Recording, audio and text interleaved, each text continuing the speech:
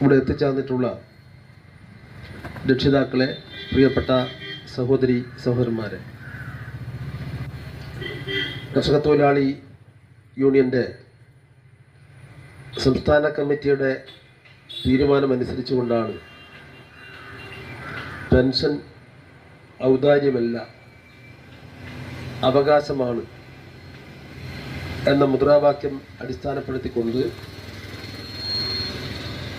എല്ലാ വില്ലേജ് കേന്ദ്രങ്ങളിലും നൂറുകണക്കിന് പെൻഷൻകാരെ അണിനിരത്തിക്കൊണ്ടുള്ള ആത്മാഭിമാന സംഗമം സംഘടിപ്പിക്കുന്നതിന് വേണ്ടിയുള്ള തീരുമാനം എടുത്തിട്ടുള്ളത്. അതിൻ്റെ ഭാഗമായിട്ടാണ് നമ്മുടെ തൃപ്പങ്കോട്ടൂർ വില്ലേജിലെ വിവിധ യൂണിറ്റുകളിൽ നിന്ന് എത്തിച്ചേർന്നിട്ടുള്ള നിങ്ങളെല്ലാം ഇവിടെ ഒത്തുചേർന്നിട്ടുള്ളത്. സ്വാഗത പ്രാസംഗികൻ പെൻഷനുമായി ബന്ധപ്പെടുത്തിക്കൊണ്ടുള്ള കുറേ കാര്യങ്ങൾ നിങ്ങളോട് പ്രതിപാദിച്ചു കഴിഞ്ഞിട്ടുണ്ട്. നമുക്കറിയാം, ഇന്ത്യയിൽ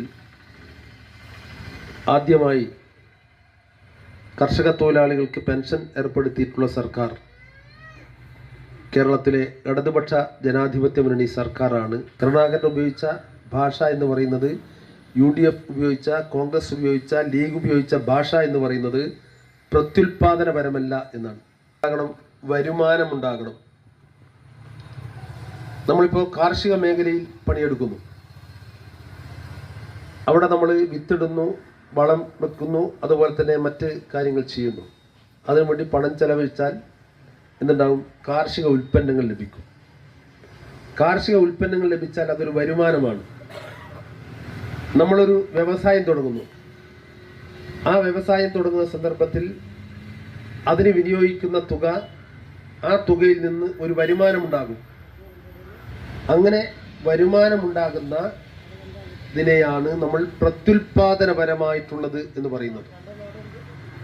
എല്ലാം മുട്ടി വടികുത്തി ഇങ്ങനെ നടക്കുന്നൊരു കാലമായിരുന്നു.